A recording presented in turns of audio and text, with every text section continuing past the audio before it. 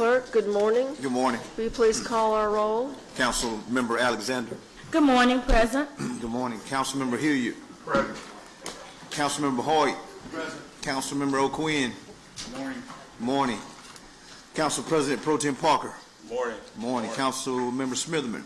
Good morning. Council Member Williams. Good morning. Council Member Woods. Here. Council President Abbott. Present.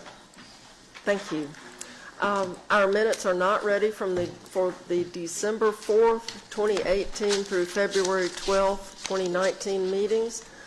We are ready for our communications from the mayor. Mr. Mayor, good morning. Good morning, Madam President. Good morning, Council. Good morning to the public. Madam President, we don't have any presentations today. However, I do have some updates that I wanted to provide each of you on city services. I've already had the opportunity to share some of them with you all. They include, and they relate to capital projects, street paving, brush and trash pickup, as well as others, which include demolition.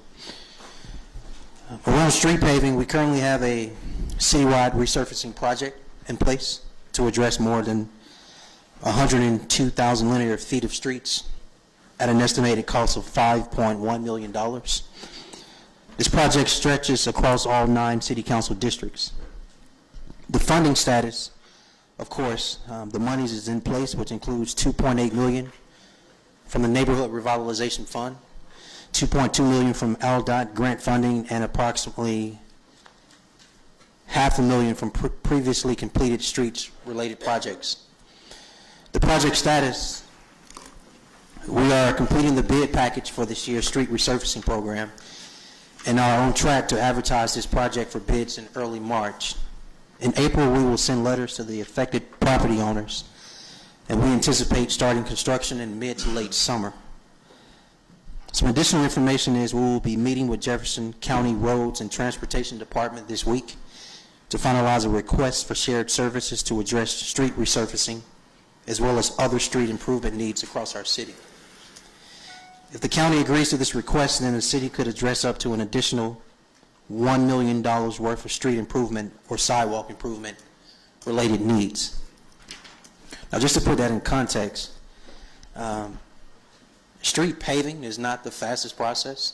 I shared with you all this morning A through Z, every step of the way, the entire detailed process of when you all, via vote, approve supporting additional funding for street paving, that this entire list exists, A through Z, as far as notifying the utilities, the council review as it relates to minor changes, the project design for the contract list, planning reviews, which includes complete streets, the advertisement, additional council approval, certified resolution, preparing the contracts, all this additional information from November 2018 until we're not even able to actually start the first paving based on state law, bid law, and the contractual process until the week of July. So unfortunately, this is a long process, but I thought it was important that you all be armed with this information A through Z, as well as I hope you all will share with me or stand with me in oversharing this information to the public, so the neighborhood officers in your district as well as the residents in your district you over communicate with, or who are all on your email addresses, please share this information. Additional information, Madam President, as it relates to the sidewalk improvement program implementation. We have a multi-phase plan to address an estimated $200 million in existing sidewalk improvement needs across our city. The first phase will address an estimated $2 million of existing sidewalk improvement needs, paying priority attention to ADA compliance, sidewalk condition, and sidewalks connected to schools, complete street priorities, as well as transportation corridors. The project status is PEP is still preparing maps and lists to show where the $2 million will be invested. These maps and lists will not be ready until March and April. PEP is also working with the MPO to put the grant funding in place. Some additional information as it relates to this funding status. There is $1.3 million in place, which includes $500,000 from the Neighborhood Revitalization Fund, another $500,000 from completed and closed bond fund projects, as well as $300,000 from TIF district funding.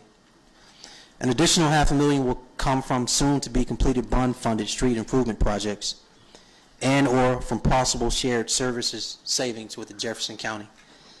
The remaining $200,000 will come from ALDOT grants to provide engineering support as well as services for project construction as well as delivery for sidewalks. And Madam President and Council, some additional information. I know you all get complaints about patching and potholes.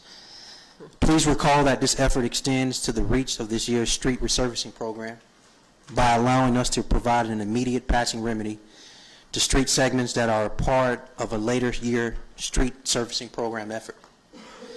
This prevents these later programs and street segment projects from becoming worse by stabilizing their repair status until we can get to them through our rolling 5-year street resurfacing program efforts. The funding source and status, all of the funding is in place to address this effort of potholes and patching. The funding source includes $750,000 earmarked from the Neighborhood Revitalization Fund. In regards to the project status, we are finalizing and preparing this project to advertise for bids as it relates to potholes by March, which is next month of 2019, and anticipate patching work for potholes will start prior to the end of this fiscal year, which is in the next 4 months. Now, we shared last week with you all that I may have gotten my number off, but the actual capital projects number total for the city of Birmingham across all 9 districts is 255. And so currently 255 capital projects exist throughout the city from districts 1, 2, 3, districts 4, 5, 6, 7, 8, and 9. These projects include parks, recreation centers, city facilities, streets, and libraries. Last week we told you all we would share this information A through Z, every detail, where it is in the project. In addition to that, we shared with you all we would put this information online for all of the city residents and anybody who wanted to have access to this information, as well as provide you all for this information to be updated. If possible, I would like for them to put up on the screen now how this will actually look.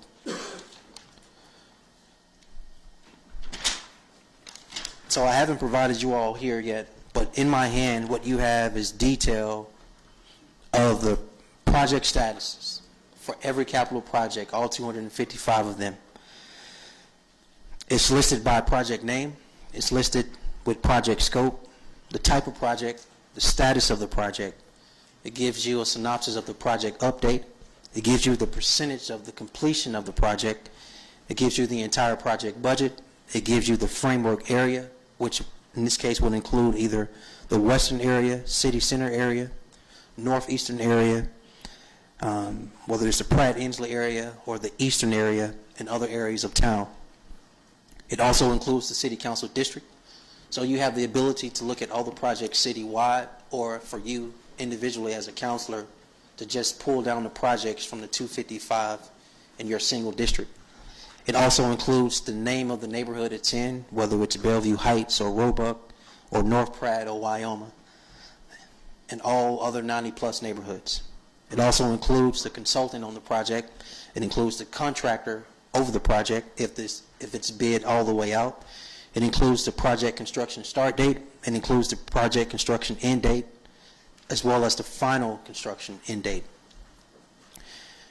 We believe this project status and this overwhelming amount of detail allows all of us to be abreast of all the capital projects, but also puts you all as city councilors in a position to over-communicate where these projects are to your neighborhood presidents and other officers, your community leaders, as well as all of the residents who you all represent. I'm not sure why that information is not up yet, but technical difficulties. That's what we're about today. Okay. Mr. Mayor, I want to thank you for the overwhelming amount of information that you sent us yesterday and today.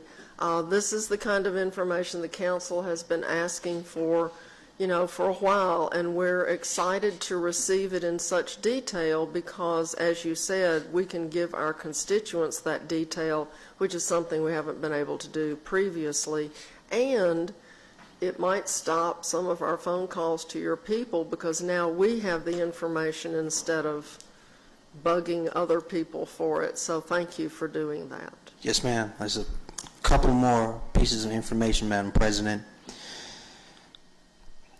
It's a quick update in regards to the trash and brush household garbage pickup schedule, which includes the South District. Trash and brush pickup is on schedule. Today's crews are working in South Titusville. Monday's crews yesterday worked in Arlington West End. The Inslee District trash and brush pickup is also on schedule. Today crews are working in Sandusky as well as North Pratt. Yesterday, Monday, they worked in Central Pratt and South Pratt. In regards to East pickup, trash and brush is on schedule. Today's crews are working in Brown Springs and Gate City. Yesterday, they worked in Liberty Highlands. Around the North District, trash and brush pickup is also on schedule. Today's crews are working in Arlington West End, and Monday they work Smithfield and Woodlawn. Madam President, in regards to demolition update from January 1st, 2018 to February 15th, 2019, we have been able to demolish a total of 368 properties that are beyond repair. The breakdown of those properties are in District 1, we've demoed 1. In District 2, we've demoed 12. In District 3, 0. In District 4, 88. In District 5, 56. In District 6, 54. In District 7, 19. I know Ms. Wardine Alexander is looking at me sideways. In District 8, 53. And in District 9, 85. Coming to you. There's one more piece of information, Madam President, that I would like to share with the entire council, and I would like for Dr. Josh Carpenter to come forward as I share this information with you. It relates to dollar stores and healthy food in our city. My administration has been addressing food deserts, and it's been a major priority for us. Soon we will have a plan to roll out a healthy food ordinance as part of this initiative. This ordinance will address and focus on federally designated food deserts by limiting the development of new dollar stores in our city, which includes all the type of dollar stores, as well as open more opportunities for fresh food producers and lowering the overall costs for grocers. Our teams have been working on the ordinance to be presented to you all within the next few weeks for discussion. Food deserts affect far too many Birmingham residents in our city. Out of 212,000 residents, 146,000 people, well at hovering 70% of our city's population is affected by this, who live in districts designated as food deserts by the USDA. Dollar stores not only target but also cause food deserts. They divert customers and revenue away from grocery stores and healthy food, and many grocery stores are forced to close. Between 2005 and 2015, Jefferson County lost more than 5 grocery stores, the third most of any county in the state of Alabama. This ordinance addresses this issue in our city. The ordinance is informed by community engagement, led by our teams in PEP as well as IEO, with fresh food producers, grocers, and the framework plan implementation committees. The ordinance will limit the development of dollar stores. All new dollar stores must be 1 mile from any existing stores. It will also loosen restrictions on grocery stores and enable community gardens to sell produce on site. Finally, it will permit farmers and public markets to operate for longer throughout the year. I hope you all will join me in supporting this important ordinance. And if you remember, or if your mind needs a frame, consider all the check cashing places that proliferated our city at a certain point. We can't have certain organizations that prey on poor people in our city. And at a certain point, either through existing law or laws and ordinances we can create. We have to protect our people. And if we're going to be honest about the food desert conversation and be intentional about bringing healthy groceries in our communities, we're going to have to stop some of this stuff from happening where our folks are choosing other options because of the overwhelming access to it, which doesn't necessarily help them. But in that regards, I would like Dr. Carpenter to bring you or give you any additional information, Madam President, before I close out my report.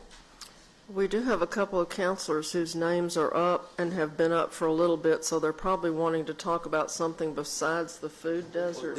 Are we? This is brief, and then you'll have my full attention. Okay, thank you. I just want to reiterate what the mayor said. This is an effort to be intentional about recruiting grocery stores into areas of our community that desperately need them. We've mapped out the different types of grocery stores in your districts, and we'll leave that with you. But we will, the goal here really is to make sure that we can set up ourselves to be as competitive as possible to recruit grocery stores in our community.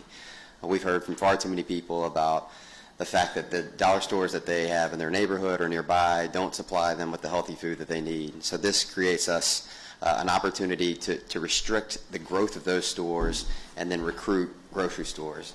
I just want to reiterate one fact. Jefferson County has lost more grocery stores over the last 10 years than almost any other county in the state of Alabama. So we have to think thoughtfully about why that's happening. We believe that this is one reason.